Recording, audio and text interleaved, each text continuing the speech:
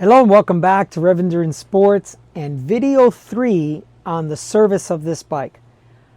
I apologize, I've had to do 3 separate videos. I honestly do not have the time to edit, put all 3 videos together, put a header, put an intro, put an outro. It's too much when I've got a shop full of bikes. So in the previous 2 videos, I showed you how the crank arm was loose from the chain rings. In the second video, I found as I took it apart that there was an extra spacer between the interface of the chainring and the crank arm. And in fact, once I was able to install this with all fresh grease and torque this to 35 to 40 Newton meters, now it's nice and secure. We've got proper thread engagement of this nut into the bottom bracket, and this customer should be good to go. She should not have this crank arm come loose.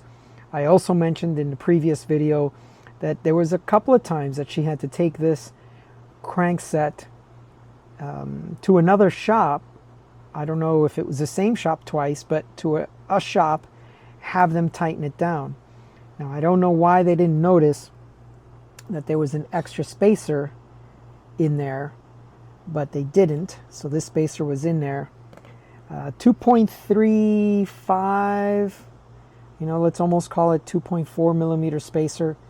So it was preventing these threads from fully engaging and getting a good proper torque and good purchase on that bottom bracket assembly.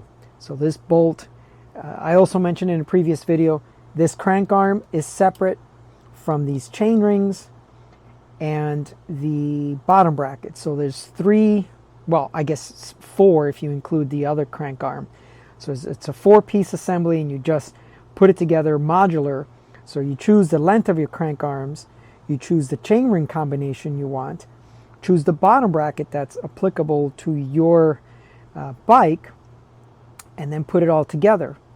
And in the previous video, you'll also see the serrations where the chain rings will go onto the bottom bracket. And that's also a nice feature, because if you're running ovalized chain rings, you can clock, I'm making this motion here, you can clock your chain rings where you want them, and your crank arms, stay in the position that they need to be, 180 out from each other. So you can see the crank arm back there. Okay, well, that's all for today. If you like this series of videos, please like and subscribe.